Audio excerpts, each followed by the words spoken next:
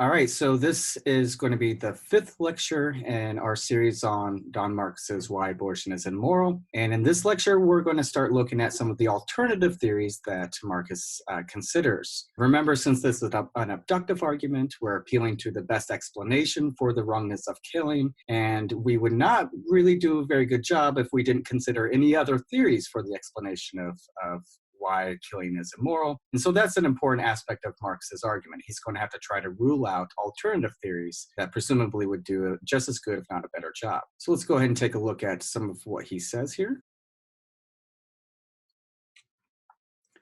All right, so when we're thinking about whether or not there's any alternatives on the offing, what Marcus claims is that his account first is going to be better insofar as it does not have to give any necessary conditions for the wrongness of killing. It only gives sufficient conditions for the wrongness of killing. If there's an alternative theory, we need to consider whether or not that theory requires giving both necessary and sufficient conditions or only sufficient conditions. What he says here is that this analysis claims only that for any killing where the victim did have a valuable future like ours, having that future by itself is sufficient to create the strong presumption that the killing is seriously wrong. So if there's alternatives out there for the wrongness of killing, it's going to have to be weighed against or in light of the different comparable strengths. A stronger theory, a better explanation that is, he thinks only has to give sufficient conditions. This is because sufficient conditions is all that's actually needed. That's kind of from the stronger point of view. So there's two rivals that he wants to consider. The first he calls the discontinuation account,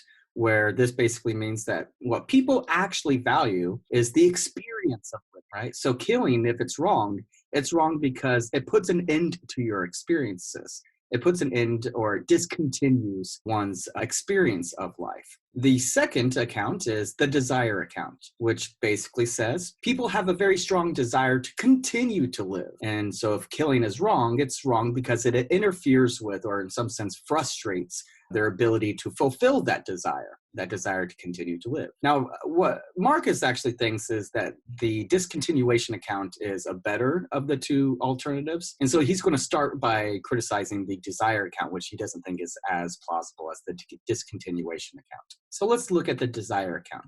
So somebody might argue that since a fetus does not have the required desires to live or the actual cognitive abilities to desire, then it's not morally wrong to kill the fetus. If the desire account is going to avoid this charge on this account, then it's going to have to be stronger than the valuable future like ours account. This account's going to have to offer necessary conditions, not just sufficient conditions. Is it actually stronger? Well, if it is, then it seems to allow for the permissibility of abortion.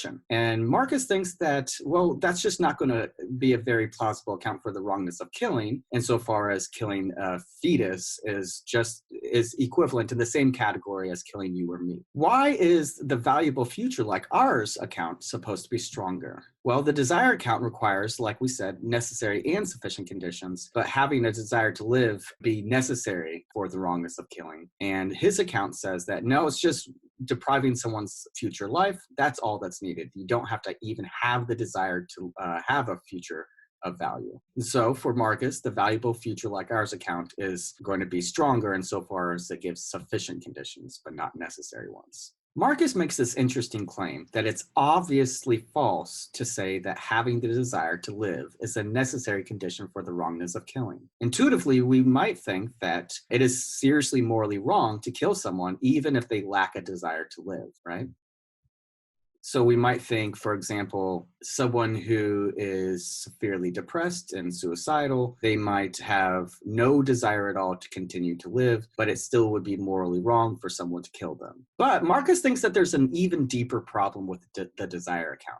He says, we desire life because we value the goods of this life. The goodness of this life is not secondary to our desire for it. If this were not so, the pain of someone's own premature death could be done away with merely by an appropriate alteration in the configuration of one's desires. That seems absurd. It seems somewhat absurd to think that we can get rid of the wrongness of killing simply by altering someone's desires, according to Marcus. Hence, it would seem that it is the loss of the goodness of one's future, not the interference with the fulfillment of a strong desire to live, which accounts for the wrongness of killing. So even if we accept that the desire to live is an important part of what makes it wrong to kill you or me, this is only because we presumably have a future life of value. Additionally, Marcus thinks that if we try to maybe weaken the desire account in such a way that it provides only sufficient but not necessary conditions, well, if that's what we try to do, then it will be a compatible account with the